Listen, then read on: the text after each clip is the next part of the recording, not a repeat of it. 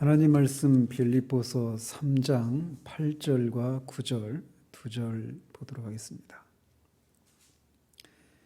빌립보서 3장 8절 9절 두 절입니다. 같이 읽겠습니다. 또한 모든 것을 해로 여김은 내 주 그리스도 예수를 아는 지식이 가장 고상하기 때문이라. 내가 그를 위하여 모든 것을 잃어버리고 배설물로 여김은 그리스도를 얻고 그 안에서 발견되려 함이니 내가 가진 의는 율법에서 난 것이 아니요 오직 그리스도를 믿음으로 말미암은 것이니 곧 믿음으로 하나님께로부터 난 의라. 아멘. 우리가 지난번에는 4절에서 14절까지를 살피면서 대략적으로 살피면서 그리스도인은 어떤 사람인가에 대해서 살펴봤습니다. 이 빌립보서의 주제는 어떤 환경에서든지 주 안에서 기뻐하고 만족하는 삶을 사는 것, 이게 가장 큰 주제라고 할 수 있는데 그 내용들을 계속해서 살피고 있었습니다. 그런데 빌립보 성도들로 하여금 이 기쁨을 누리지 못하게 하는 한 원인이 있었는데 그것은 그들 안에 들어온 유대주의자들의 거짓 가르침 때문에 그랬습니다. 그래서 사도는 이 예수 그리스도를 믿는 것으로는 충분하지 않고 할례를 받고 율법을 따라야 완전한 구원에 이를 수 있다라고 하는 유대주의자들의 이 거짓 가르침으로 인해 기쁨을 누리지 못하는 이 빌립보 성도들에게 자신의 경험을 얘기를 합니다. 그러면서 자신도 이 유대주의자들처럼 한때는 이 자랑거리였던 것들이 있었는데 그가 그리스도를 만나고 그리스도를 아는 지식을 접하고 나서 그것이 가장 고상하기 때문에 한때는 자랑거리였고 또 그가 신뢰했던 그 모든 것들을 신뢰하지 않게 되었다. 그리고 심지어 배설물로 또 심지어 유익하던 것들 모두가 다 자기에게 해로 여겨지게 되었다라고 하는 것을 말을 했습니다. 그 과정을 통해 그리스도인이라고 하는 사람들이 어떤 사람인가라고 하는 것을 우리가 대략적으로 살폈고 또 그가 그리스도를 아는 지식이 가장 고상하다라고 말했던 이유들도 같이 아울러서 살펴보았습니다. 그러면서 그는 오늘 본문에서 그를 사로잡는 한 가지 진리를 더 언급하고 있습니다.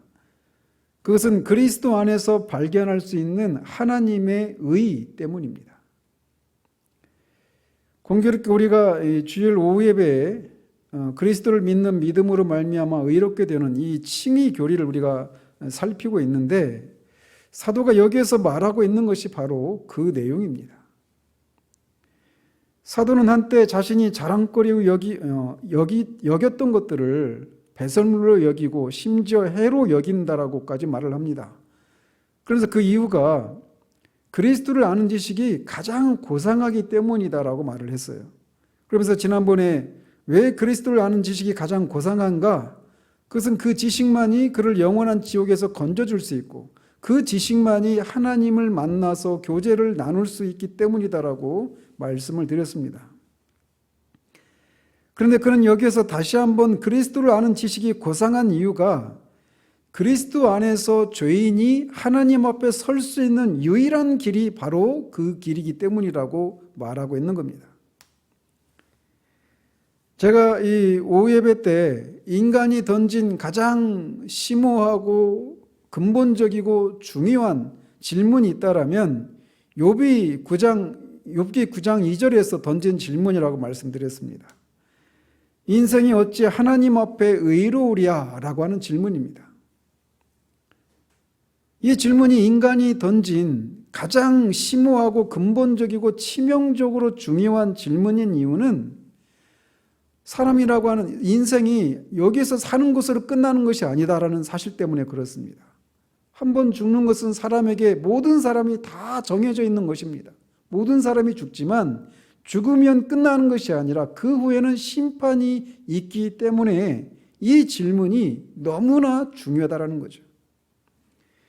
우리는 이 땅을 살아가면서 학생들의 경우에는 내가 어떤 학교에 갈까, 어떤 대학에 갈 수 있을까, 또 그래서 어떤 직업을 가지고 살게 될까? 또 나는 어떤 사람하고 결혼할까? 내 인생은 순탄할까? 나는 큰 병에 걸리지는 않을까?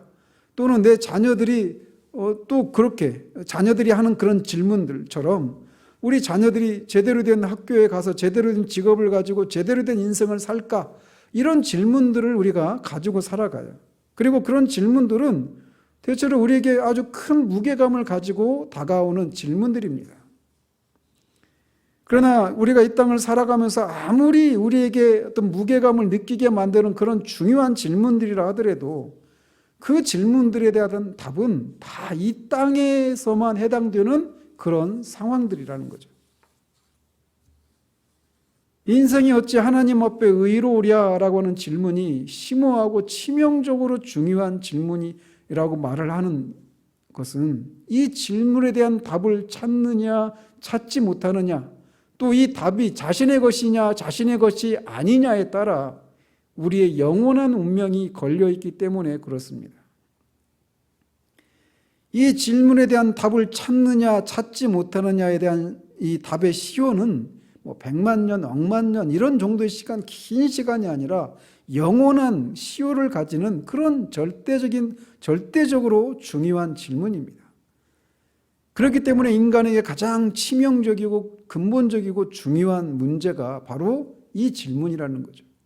어떻게 인간이 하나님 앞에 의로운 사람으로 설 수 있는가? 그 영원한 심판대 앞에 우리가 하나님 앞에 설 수 있는가? 하나님은 출애굽기에서 모세가 하나님의 영광을 자신에게 보여달라고 요구했을 때 내가 나의 영광을 너에게 보여주겠다라고 하시면서 나를 보고 살 자가 없다라고 말씀하시면서 당신이 지나가시는 뒷모습을 보게 하시겠다라고 하시면서 이 숨겨진 바위 틈에 그를 숨기시고 그의 지나가시는 뒷모습을 통해서 하나님의 어떠하심을 모세에게 계시해 주십니다. 성경이 말하는 대로 모든 인간은 죄인이에요. 그리고 그 거룩하신 하나님을, 죄를 소멸하신 하나님을 인간은 볼 수가 없습니다. 그리고 그 하나님 앞에 설 수가 없어요. 그런데 사도는 바로 그 길을 발견한 겁니다. 영원한 운명을 좌우하는 그 길을 그는 그리스도 안에서 발견을 하게 된 것입니다. 사도는 인생이 하나님 앞에 의로울 수 있는 길이 있고 자신은 그것을 그리스도 안에서 발견했다라고 말을 하고 있는 겁니다. 그리고 그것과 경쟁 관계에 있는 것은 이 세상에 아무것도 없다라고 말을 합니다. 그의 혈통도, 그의 어떤 열심과 어떤 도덕적인 선함과 그에게 유익했던 그 모든 것들마저도 배설물에 불과하다라고 말을 합니다. 심지어 그에게 유익하던 것들이 그에게 해로 여겨진다라고 말을 합니다. 왜냐하면 그런 것들이 오히려 그리스도 안에서 발견되는데 방해거리가 되기 때문이라고 말을 하고 있는 겁니다. 그리고 그가 그 진리를 아는 것을 인해서 그의 삶은 180도 완전히 바뀌게 되었습니다. 우리가 알다시피 그는 교회를 핍박하고 잔멸하고 복음을 반대하는 그런 사람이었어요. 예수를 십자가에 죽었던 예수를 부활했다는 사실도 또 그 사실을 통해서 선포되고 있는 그의 구세주 되심과 주 되심을 그는 인정하지 않았습니다. 그러나 부활하신 주님을 만나고 그 주님과의 그 만남을 통해 자신이 하나님 앞에 죄인이라는 사실들을 깨닫고 그 죄인된 자신이 하나님 앞에 설 수 있는 유일한 길이 바로 그 십자가에 죽으시고 부활하신 그리스도를 통해서만 가능하다라고 하는 사실을 통해서 완전히 180도 바뀐 삶을 살아가게 됩니다. 복음의 사도로서 말이죠.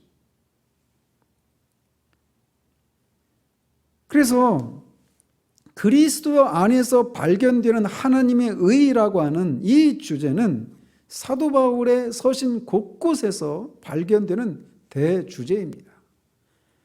예를 들면 고린도전서 1장 30절에 너희는 하나님으로부터 나서 그리스도 예수 안에 있고 예수는 하나님으로부터 나와서 우리에게 지혜와 의로움과 거룩함과 구원함이 되셨다라고 말합니다.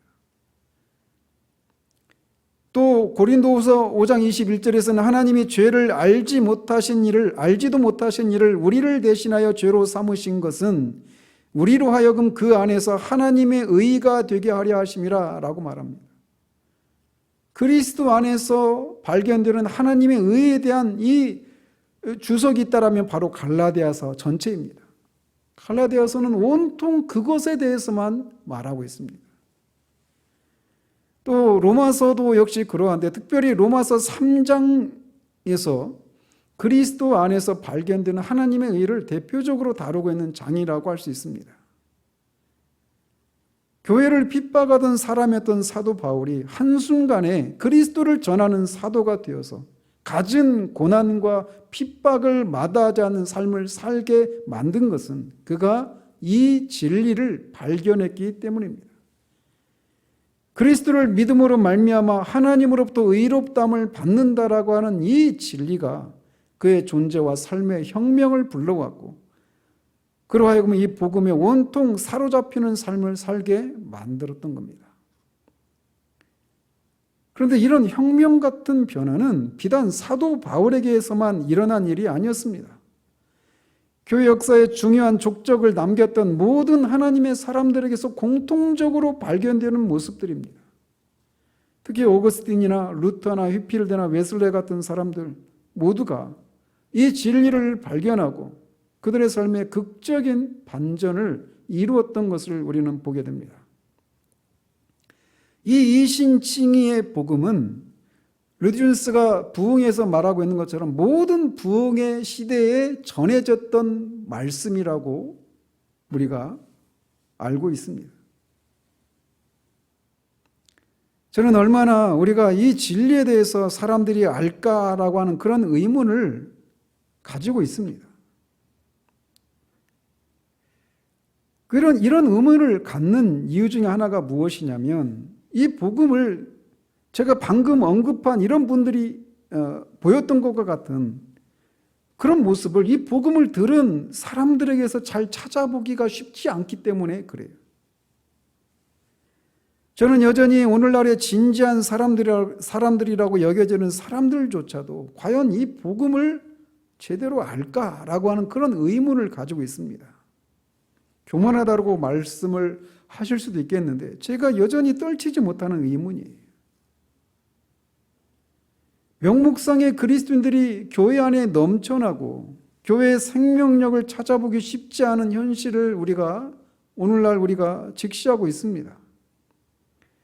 그런데 그런 현실을 직시한 진지한 사람들이 많이 전하는 메시지는 이신칭의의 복음보다는 성화를 강조하거나 또는 성령의 역사를 강조하는 그런 흐름으로 나타나고 있는 것을 봅니다.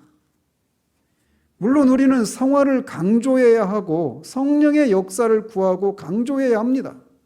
그런데 문제는 얼마나 이 이신칭의 복음에 대해 이해를 하고 있는가예요. 이신칭의 복음을 우리가 제대로 알게 되었을 때 나타나는 특징 중 하나가 무엇이냐면, 절대로 우리의 어떤 경험을, 어떤 그런 믿은 후에 어떤 우리의 변화를 우리가 신뢰하거나 또는 그런 것을 가지고 여전히 믿지 않는 사람들, 내가 경험한 것들이 없는 사람들, 그리고 여전히 믿지 않는 사람들을 향해서 우리 안에서 어떤 교만한 마음들, 나는 저들과는 다른 어떤 영적인 엘리트주의적인 그런 의식들을 갖고 있는 것을 통해서 이신칭의의 복음을 제대로 이해하지 못하고 있구나라고 하는 것을 우리가 볼 수 있습니다. 성화를 강조하는 사람들이 이신칭의 교리를 부인하거나 그 중요성을 강조하지 않는 것은 아닙니다. 그런데 이 성화를 강조하는 것을 통해 결국은 길을 잃어버리고 루터나 웨슬레나 휘필드 같은 분들이 이신칭의 복음을 듣기 전에 그런 상태로 돌아간 듯한 그런 모습, 그들이 그렇게 하나님 앞에 의로운 사람으로 나타나기 위해서 그렇게 애를 썼던 그런 삶의 모습들이 진지한 사람들이고 그게 진짜 신앙인의 모습인 것처럼 여겨지는 그런 모습들을 보면서 이런 의미를 갖게 되는 거예요. 명목상의 그리스도인들이 많은 시대의 원인은 이신칭의의 복음을 바르게 그리고 충분히 전하지 않기 때문에 일어나는 일입니다. 누구든지 이신칭의의 복음을 바르게 이해하게 되면 그의 삶에는 앞에서 언급한 그런 사람들에게서 발견되는 변화들이 일어나게 되어 있고 또 그런 일을 하신 하나님에 대한 찬양과 구원의 감격과 확신이 생겨나기 마련입니다. 구원의 감격과 확신이 있는데 그리고 그런 구원을 베푸신 하나님에 대한 감사가 있는데 삶의 신앙생활에 어떤 생기도 없다? 어떤 그런 구원받은 사람으로서의 어떤 그런 삶의 선을 행하는 그런 모습들이 없다? 그거는 그가 진짜 믿고 있는 것이 아닌 거죠. 그래서 우리는 다시 한번 여기에서 사도와 수많은 하나님의 사람들을 흥분하게 하고 혁명적인 변화를 가져오게 한 이 진리를 살펴볼 필요가 있는 겁니다.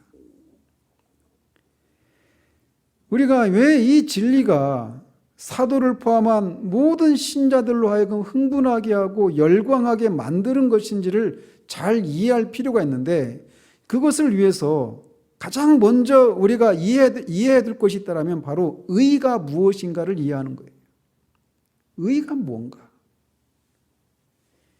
의라고 하는 단어가 히브리어로는 째데크라고 하는 단어입니다. 그리고 헬라어로는 디카이오시네라고 하는 단어인데 영어로는 righteousness라고 하는 단어예요. 그러니까 옳음, 정직함, 곧음, 똑바름 이런 의미로 번역을 할 수 있습니다. 그래서 하나님과의 관계에서 하나님 앞에 의롭다고 할 때 이제 하나님과의 관계에서 의롭다라고 하는 그런 말을 쓴단 말이죠. 그런데 그게 의미하는 게 뭐냐면 앞에서 제가 욥이 인생이 어찌 하나님 앞에 의로우랴라고 그 질문을 던진 것이 가장 치명적이고 근본적인 질문이라고 했잖아요. 그런데 그렇게 하나님 앞에 의로울 때 우리는 하나님 앞에 옳고 하나님 앞에 죽지 않고 설 수 있는 거예요. 하나님의 심판대 앞에 우리가 죽지 않고 의로운 사람으로 설 수 있는 거예요. 의로울 때. 의로울 때 의로운 사람으로 설 수 있다. 이게 좀 순한 논리에 빠져 있는데. 그래서 이 의롭다, 의라고 하는 것은 이렇게 하나님 앞에서 죽지 않고 바른 사람으로, 옳은 사람으로 서는 거예요. 옳다고 여김을 받는 거예요. 근데 이 righteousness라고 하는 이 영어 단어 안에는 이 정의라고 하는 개념이 있어요. 우리가 정의롭다 또는 공의롭다 이런 표현을 하잖아요. 반대로 이제 불공정하다 이런 표현을 쓰죠. 의롭지 못하다.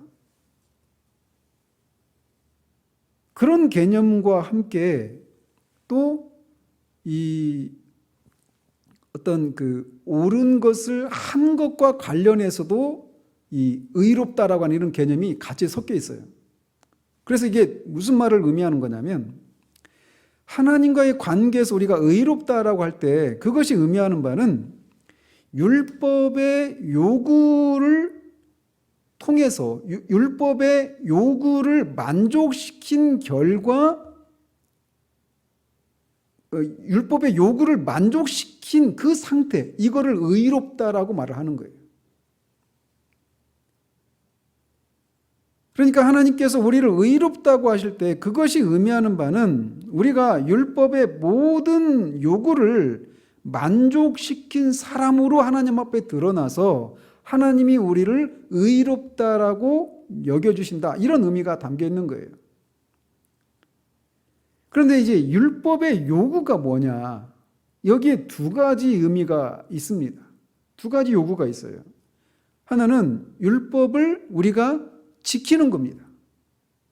율법이 우리에게 요구하는 것은 율법을 지키는 거예요. 그래서 주님이 이 땅에 오신 이유에 대해서 내가 율법을 폐하러 온 것이 아니라 율법을 온전히 성취하기 위해서, 온전히 이루기 위해서 오셨다라고 말씀하시잖아요. 율법은 반드시 지켜져야만 합니다. 율법이 우리에게 요구하는 첫 번째 요구사항이 그거예요. 그리고 또 하나는, 율법이 요구하는 또 하나가 뭐냐면, 그렇게 반드시 지켜야만 하는 율법을 지키지 못했을 때 율법이 우리에게 정죄하는 겁니다. 그리고 율법의 요구를 따라서 정죄를 받아서 형벌을 받는 거예요. 그래서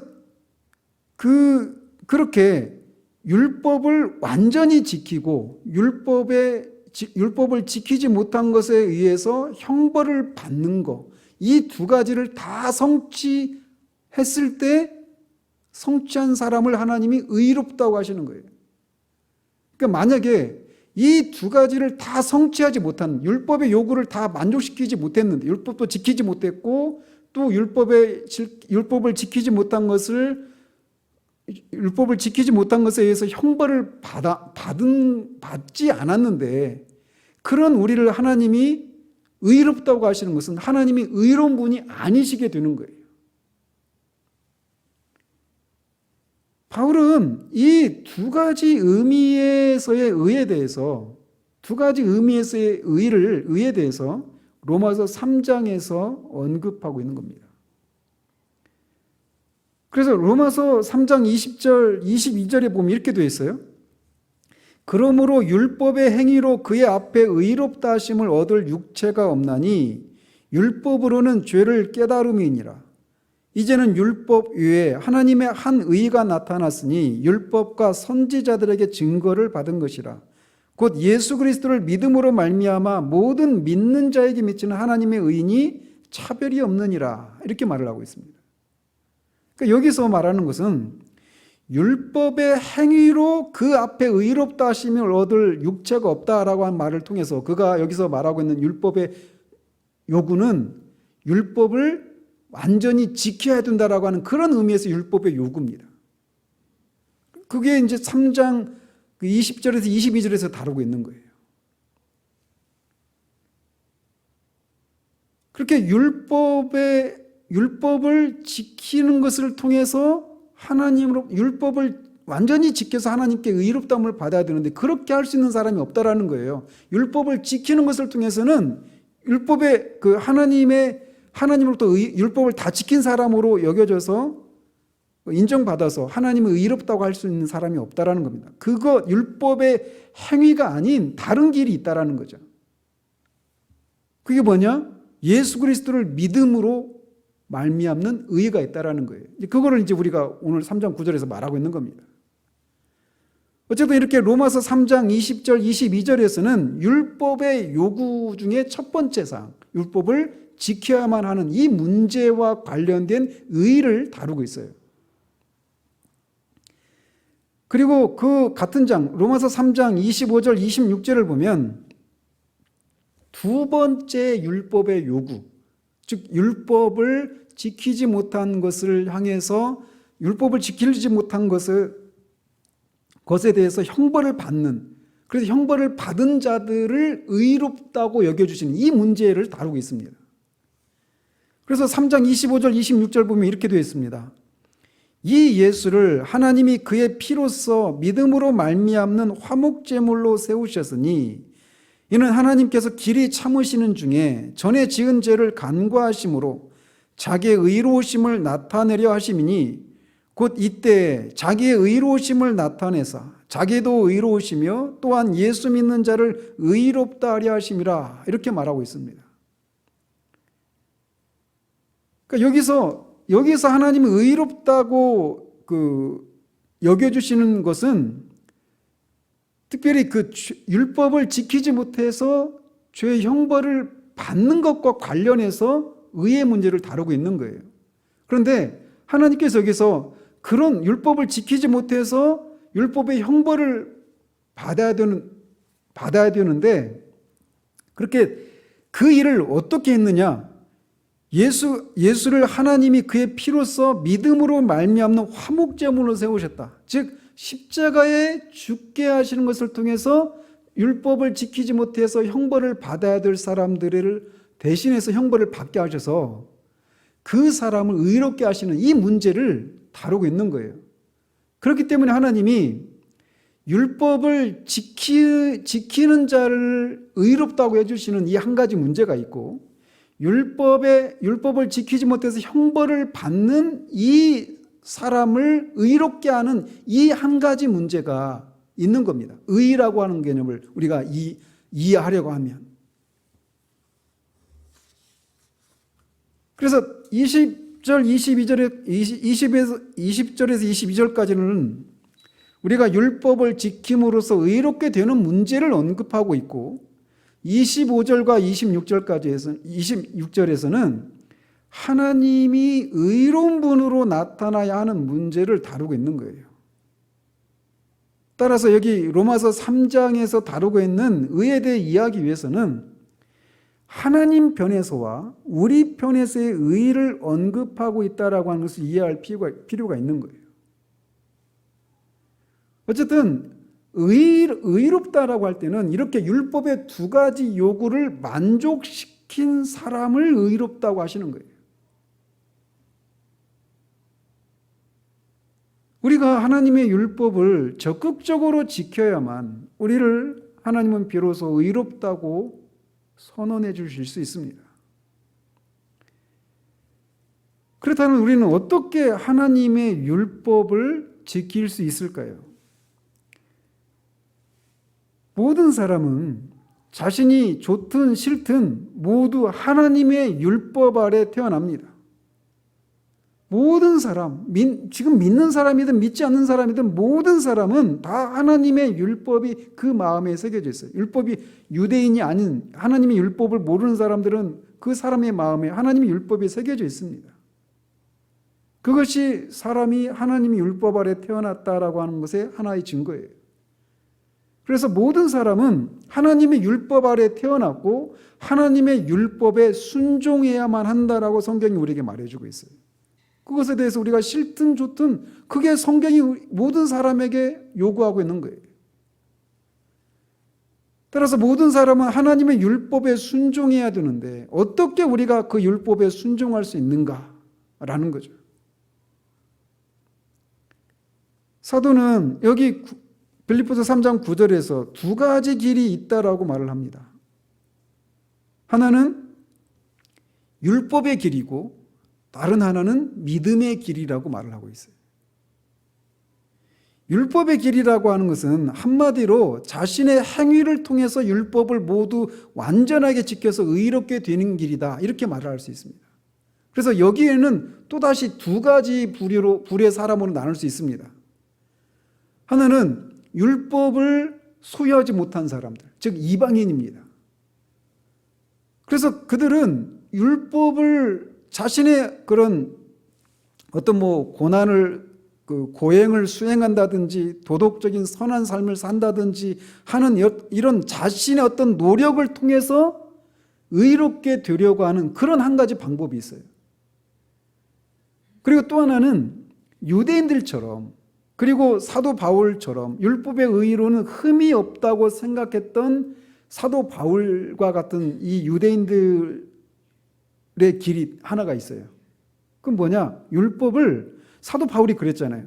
율법의 의로는 자신이 흠이 없는 사람이다라고. 즉, 이 사도 바울도 그랬고 또 예수님께 영생을 얻는 길이 어떻게 하면 영생을 얻을 수 있냐고 찾아왔던 그 부자 청년처럼 율법이 요구하는 진짜 정신을 모른 채 율법을 외적으로 기계적으로 지키는 것을 통해서 의롭게 될 수 있는 길이 있다라고 생각하는 방법입니다. 그런데 어쨌든 율법을 소유한 유대인이 가지고 있는 의롭게 된다고 생각하는 것이나 율법이 없는 이방인들이 의롭게 된다라고 의롭게 될 수 있는 길이라고 생각하는 것이나 한마디로 말하면 자기 의를 통해서 자기 노력을 통해서 의롭게 되려고 하는 그런 한 가지 길이 있는 거예요. 그거를 율법의 길이다 이렇게 말을 하는 겁니다.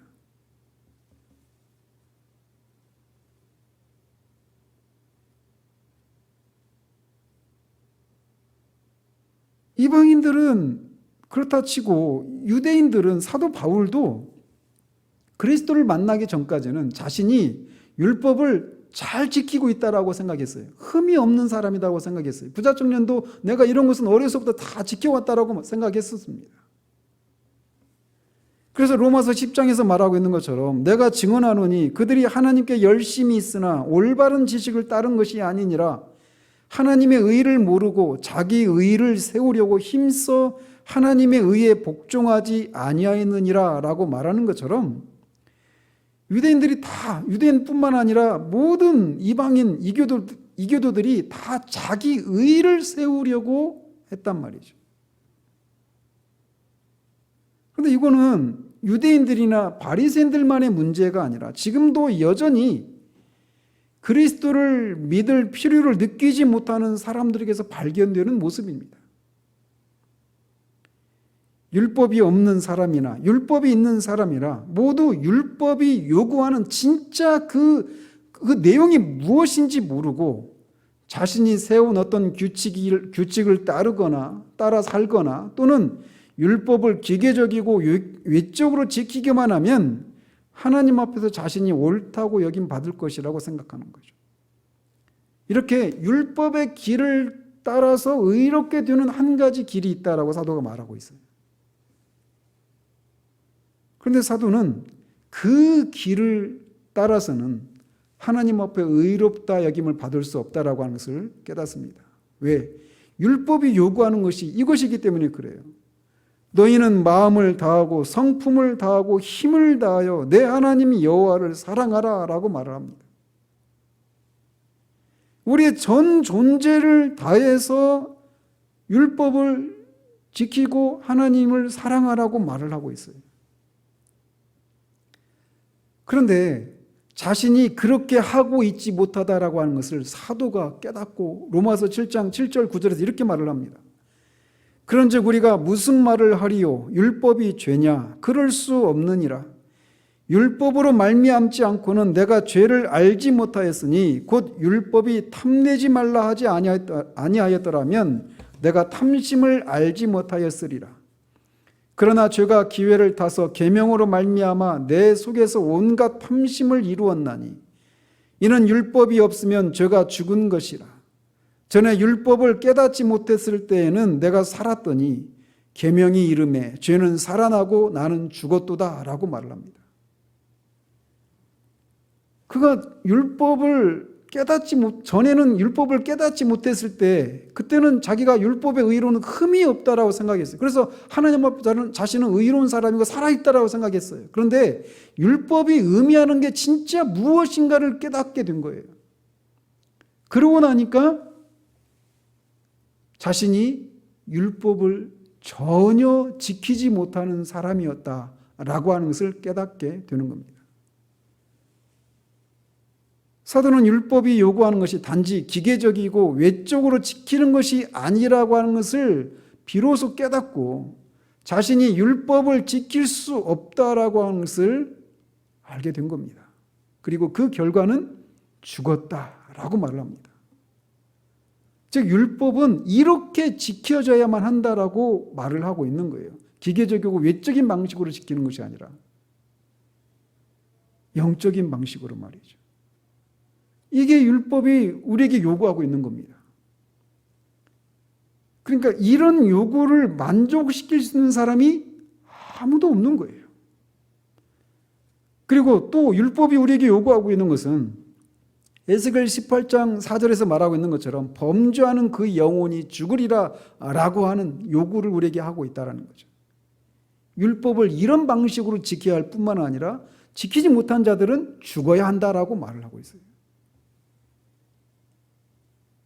율법을 지키지 못한 자들은 율법의 심판을 받아 형벌을 받아 죽어야 합니다.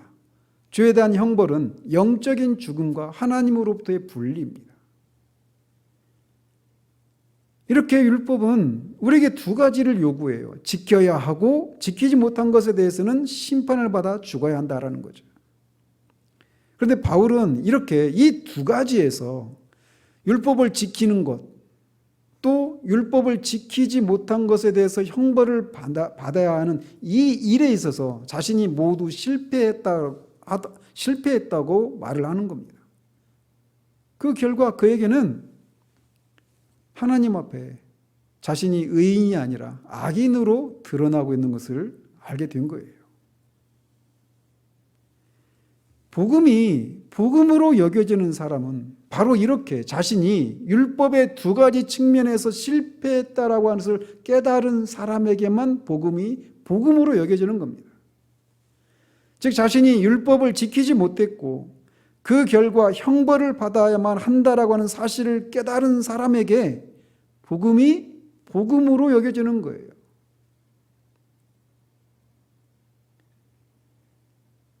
바울은 자신이 율법의 두 가지 요구를 만족시키지 못한 것을 아는 데서 그친 것이 아니라 그가 자기 의가 아니라 그리스도 안에서 하나님의 의를 발견한 겁니다. 하나님의 의라고 하는 것은 하나님께서 마련하시고 제공하신 의를 말합니다. 자기 의와 반대되는 개념이 하나님의 의예요. 그래서 자기는 자기의 노력으로 얻으려고 하는 의라고 한다면 하나님의 의는 하나님이 마련하신 의, 하나님이 제공하신 의를 가리킵니다.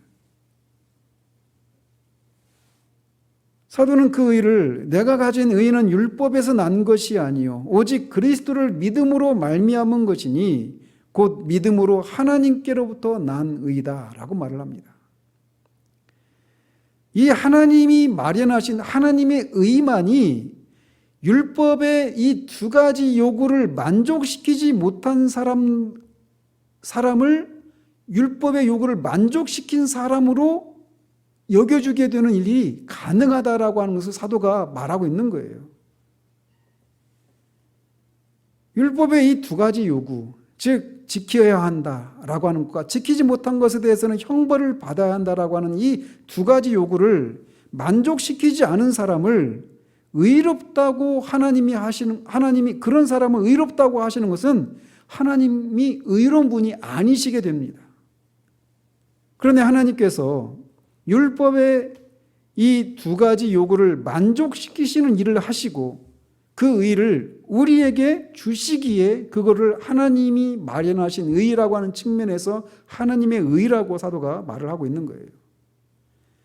그리고 그 의는 이 9장 처음에 있는 것처럼 그 안에서 발견되려 함이니 즉 그리스도 안에서 발견되려 함이니 라고 하는 말과 내가 가진 의는 오직 그리스도를 믿음으로 말미암은 것이니 라고 하는 말을 통해서 율법의 두 가지 요구를 만족시켜서 이 죄인을 의롭다고 하시는 이 하나님의 의를 발견할 수 있는 것은 오직 그리스도 안에서라고 사도가 말을 하고 있는 겁니다. 하나님이 마련하신 의는 그리스도 안에서 발견됩니다. 그래서 사도가 고린도전서 1장 30절에서 너희는 하나님으로부터 나서 그리스도 예수 안에 있고 예수는 하나님으로부터 나와서 우리에게 지혜와 의로움과 거룩함과 구원함이 되셨다라고 말하는 겁니다. 그리스도 안에서 이 모든 것이 지혜와 의로움과 거룩함과 구속함이 그리스도 안에서 그리스도 안에 있다라는 겁니다. 율법에 대한 순종 또 순종하지 못한 형벌이라고 하는 이 두 가지 요구를 그리스도 안에서 하나님이 이루셨다라는 거예요. 이게 복음입니다. 그래서 율법의 두 가지 요구, 율법을 지켜야만 한다라고 하는 것을 그리스도가 율법 아래 태어나셔서 십자가에 죽으실 때까지 단 한순간도 하나님의 율법을 어기거나 명예롭지 못하게 하는 일을 하지 않으시는 적극적으로 율법을 지키시는 우리가 그 웨스트민스터 신앙고백에서 말하는 것처럼 능동적인 그런 순종을 통해서 율법을 지키시는 일을 하셨어요. 이게 율법이 요구하는 것입니다. 근데 그것을 그리스도께서 하셨다는 거죠. 또 율법의 두 번째 요구인 율법을 지키지 못한 것에 대한 형벌을 십자가의 죽으심을 통해서 그가 받으신 거예요.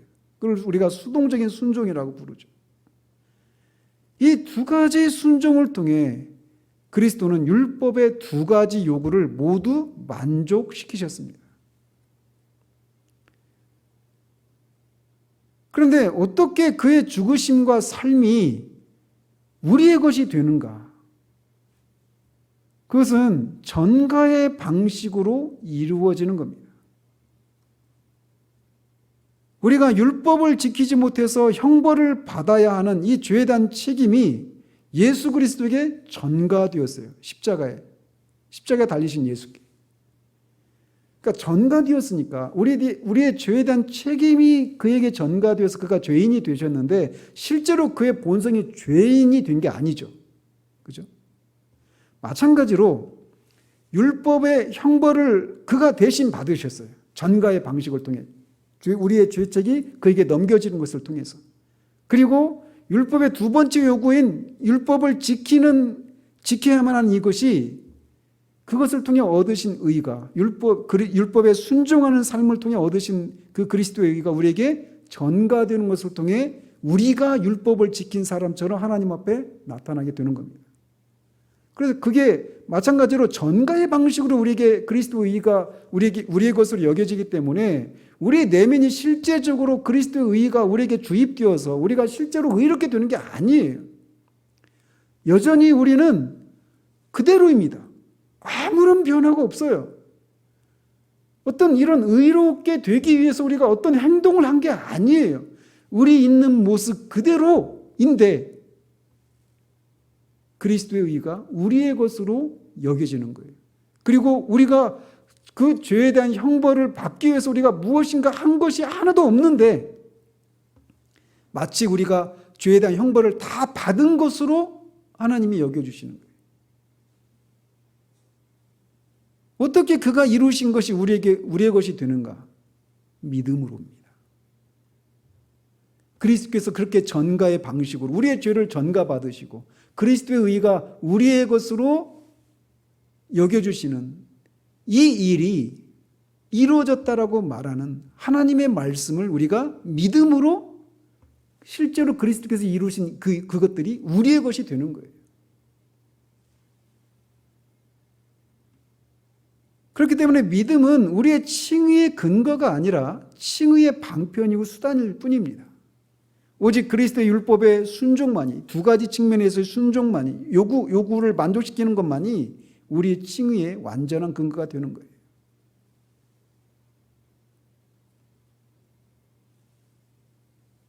우리는 아무것도 하지 않았습니다. 율법을 순종하지도 않았고 율법을 따라 죽지도 않았습니다. 우리는 여전히 율법의 요구를 만족시키지 못한 사람이에요. 두 가지 요구를. 그런데 바로 그런 우리를 율법의 두 가지 요구를 만족시킨 사람으로 여겨주시는 거예요. 그래서 율법을 모두 지킨 사람으로 여겨주시고 율법의 모든 형벌을 받은 사람으로 여겨주시는 거예요. 하나님이 우리를 의롭다고 해주신다라고 할 때 그 두 가지 의미가 같이 있는 겁니다. 그래서 죄의 용서를 받는 것과 율법을 완전히 지킨 사람으로 여겨주시는 이 두 가지 의미가 칭의 속에 들어있는 거예요. 그리고 그 의의 열매가 뭡니까? 죄사함뿐만 아니라 영생이 우리에게 주어지는 거예요. 의의 선물이.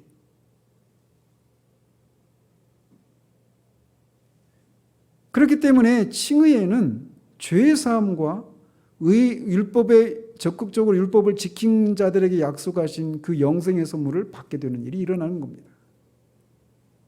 근데 그것은 오직 그리스도 안에서만, 우리가 그리스도 안에 있을 때, 우리의 믿음으로 말미암아 우리가 그리스도와 신비로운 연합을 맺어서 그리스도 안에서 우리가 발견될 때만 우리가 하나님 앞에 의로운 사람으로 나타날 수 있는 거예요.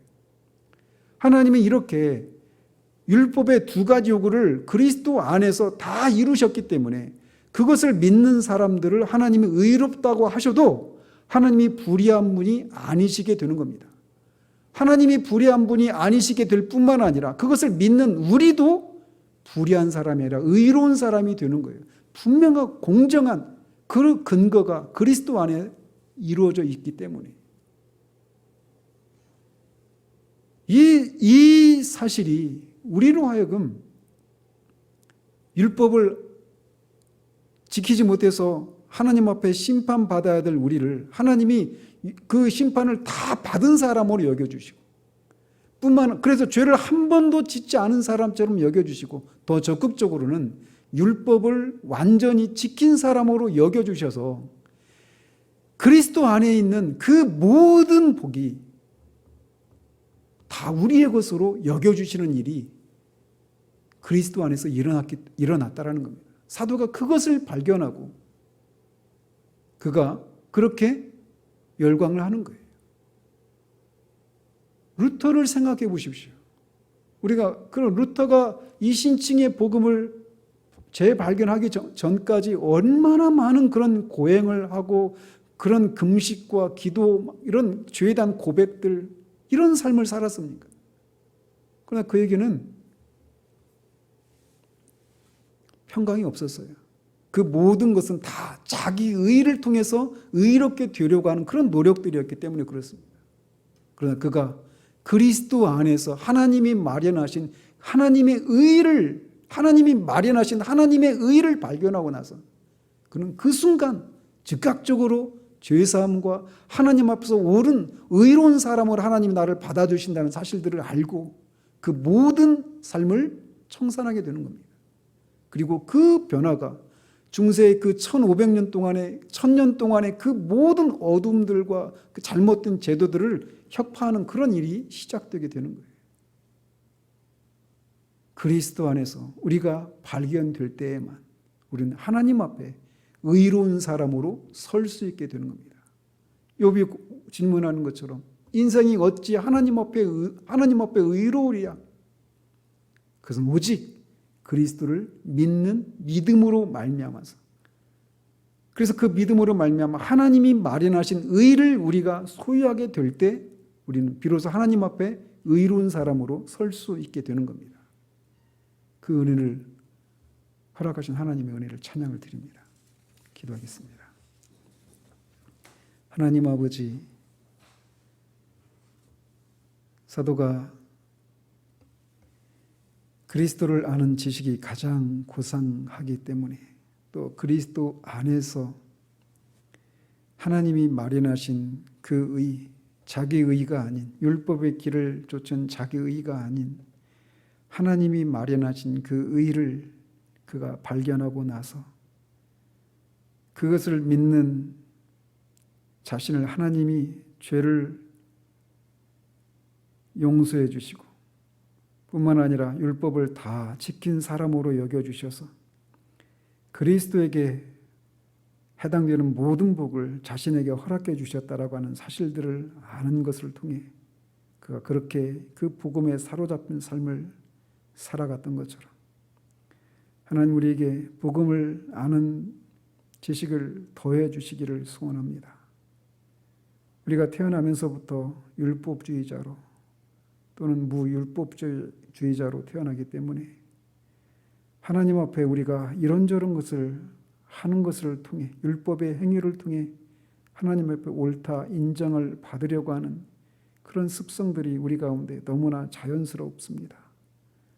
그러나 루터가 고백하는 것처럼 은혜가 우리에게는 너무나 생소한 것이어서 우리가 얼마나 자주 하나님이 그리스도 안에서 마련하신 하나님의 의가 아닌 우리 안에서 발견되는 자기 의를 근거로 하나님 앞에 살아가려고 하는 그런 잘못된 그런 행위들이 얼마나 자주 솟구쳐 나오는지요. 그런 것을 통해서 우리가 하나님 앞에서 우리가 죄 없는 사람으로 여겨지기도 하고 또 그렇지 않기도 하는, 그러면서 구원의 기쁨을, 만족을 누리지 못하는 그런 삶을 살아가기 쉬운 것을 봅니다. 하나님 우리에게 더 복음의 빛을 더 밝히 계시해 주셔서 이 혼탁한 시대에 복음인 것처럼 보이지만 사실은 복음이 아닌 그런 가르침들이 진실한 사람들의, 진지한 사람들의 가르침인 것처럼 여겨지는 그런 시대에 우리가 바른 분별력을 가지고 정말 참된 복음을 붙들고 살아가는 우리들 될 수 있도록 도우시옵소서. 그래서 그 일을 행하신 하나님의 은혜를, 정말 우리에게 베푸신 그 구원의 은혜가 정말 은혜였음을 우리가 알고 그 구원의 은혜에 감격하고 감사하며 하나님이 그리스도를 바라보시는 것처럼 우리를 바라보신다라고 하는 그 사실, 그리고 그리스도 안에서 그리스도에게 해당되는 것들이 우리에게도 해당된다라고 하는 그 사실들을 인해서 우리가 정말 구원의 감사와 감격이, 그런 영적인 생명과 활기들이 우리 안에서 다시금 새롭게 되는 그런 삶을 살아가는 우리들 될 수 있도록 도우시기를 원합니다. 예수 그리스도 이름으로 기도합니다. 아멘.